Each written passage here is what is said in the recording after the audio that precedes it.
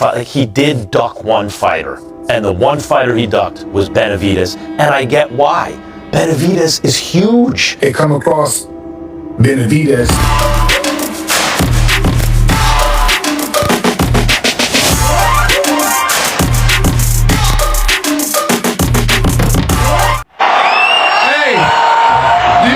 Let me just ask the fans this. Do you guys want to see Canelo versus David Benavidez? Enough said. Benavidez from left to he's ripping to the body. And the body work is something that he's good in these rounds. Big, oh, that was a right that missed. Big right hand by Canelo. Took to the body by the Mexican lad looking to try to get out of danger right to Canelo looking for the finish. So I would say in that way, but you can't overlook the history of Canelo because he's a Hall of Famer. He is a legend. He did accomplish everything. But I think him not fighting Benavidez. See how high is wow. Big shot by Jet. Excellent action here in the final. Rocks him on the hit again.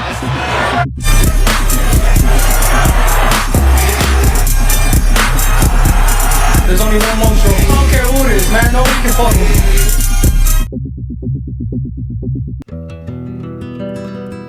Tunggu, kalau kalian pikir kemenangan David Benavidez atas Gilberto Ramirez berarti dia siap menghadapi Saul Alvarez, kalian mungkin sedang melihatnya dengan cara yang salah. Karena di dalam tinju, tidak semua kemenangan adalah bukti kesiapan. Dan justru, semakin dominan kemenangan itu terlihat, semakin besar kemungkinan kita melewatkan sesuatu yang penting. Pertanyaannya sekarang bukan apakah dia berani menantang, tapi apakah dia sudah siap menerima apa yang akan terjadi setelahnya.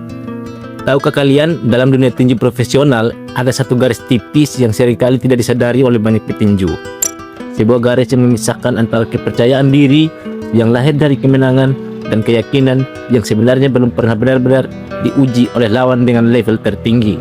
Dan malam ketika David Benavidez menghentikan Gilberto Ramirez, banyak yang langsung menyimpulkan satu hal yang terdengar sangat sederhana, tapi sebenarnya sangat berbahaya, bahwa dia sudah siap untuk menghadapi Saul Alvarez.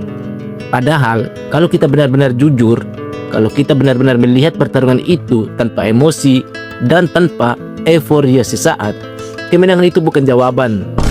Kemenangan itu justru membuka lubang pertanyaan yang jauh lebih besar. Kita tidak bisa menyangkal bahwa Benavidez tampil dominan. Kita juga tidak bisa menutup mata bahwa tekanan yang diberikan kepada Ramirez terlihat konsisten, terukur, dan perlahan-lahan menghancurkan ritme lawannya. Tetapi justru disitulah letak masalahnya. Karena dominasi seperti itu seringkali menciptakan ilusi bahwa apa yang berhasil melawan satu petinju akan otomatis berhasil melawan petinju lain dengan level yang jauh lebih tinggi.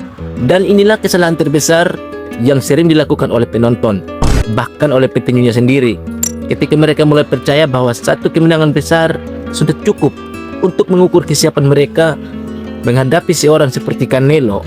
Karena pada kenyataannya mengalahkan Ramirez tidak sama dengan menguji diri di hadapan seorang petinju yang selama bertahun-tahun terbiasa menghadapi tekanan, membaca pola, dan membalikan keadaan dalam satu momen yang tidak pernah terlihat datang. Setelah pertarungan itu selesai, setelah tangan Benavidez diangkat, setelah sorakan penonton mulai mereda, satu hal yang hampir pasti terjadi dalam situasi seperti ini adalah munculnya nama besar berikutnya. Dan seperti yang sudah bisa ditebak, nama Saul Alvarez langsung disebut. Dan di satu sisi, itu masuk akal, karena di era ini hampir semua jalan di kelas menengah dan sekitarnya pada akhirnya akan mengarah ke Canelo. Bukan hanya karena statusnya, tapi karena dia adalah standar yang digunakan untuk mengukur seberapa jauh seorang petinju benar-benar siap. Namun di sisi lain, ada satu pertanyaan yang jauh lebih penting daripada sekedar apakah dia layak menantang. Apakah dia benar-benar memahami apa yang akan dihadapi? Karena menantang seorang raja bukan hanya soal keberanian, bukan hanya soal momentum setelah kemenangan, tapi tentang kesiapan menghadapi sesuatu yang tidak bisa disimulasikan dalam latihan, sesuatu yang tidak bisa dipelajari hanya dari menonton rekaman pertandingan. David Benavidez adalah petinju dengan gaya tekanan yang konsisten. Dia maju tanpa ragu, dia memaksa lawan untuk bertarung di ritmenya, Dan ketika lawan mulai kehilangan ruang, disitulah dia mulai membangun dominasi. Tetapi gaya seperti ini selalu memiliki dua sisi, dan seringkali sisi yang paling berbahaya bukanlah saat dia menyerang, tetapi saat dia terlalu percaya bahwa tekanan itu akan selalu berhasil. Karena menghadapi Saul Alvarez bukan hanya soal bertahan dari tekanan, tetapi tentang bagaimana memanfaatkan tekanan itu sebagai peluang untuk menyerang balik dengan presisi yang hampir tidak pernah meleset. Canelo tidak panik ketika ditekan. Dia tidak terburu-buru untuk membalas. Dan yang paling berbahaya, dia membiarkan lawannya merasa nyaman seolah-olah mereka sedang mengendalikan pertarungan. Sampai pada satu titik di mana semuanya berubah dalam satu kombinasi yang tidak terlihat sebelumnya. Banyak petinju yang masuk ke ring melawan Canelo dengan perasaan bahwa mereka bisa mengontrol jalannya pertarungan, bahwa mereka bisa mendikte tempo, bahwa mereka bisa membuatnya bermain di luar zona nyaman, dan hampir semuanya menemukan satu kenyataan yang sama. Kontrol itu hanya ilusi. Karena dalam pertarungan melawan petinju dengan pengalaman dan ketenangan seperti Canelo, setiap langkah maju yang tidak diperhitungkan, setiap pukulan yang sedikit meleset, setiap momen kecil di mana pertahanan terbuka bukan hanya kesalahan kecil, tapi undangan untuk dihukum. Dan disinilah pertanyaan terbesar muncul. Apakah Benavides benar-benar siap untuk menghadapi konsekuensi dari gaya yang selama ini menjadi kekuatannya?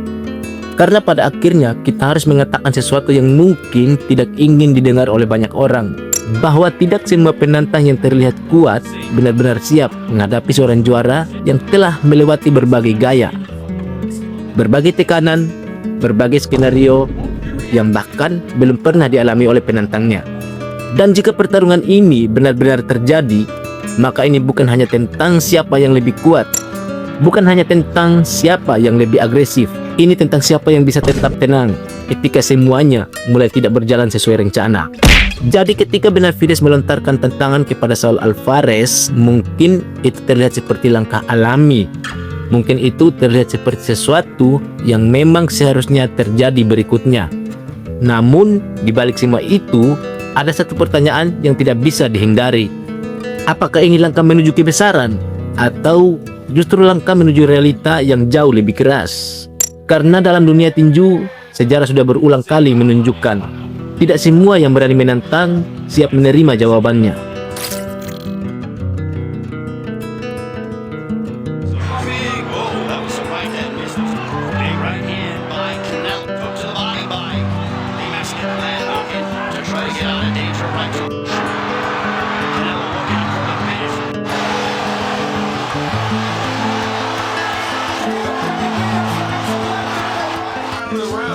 That was a classic tournament.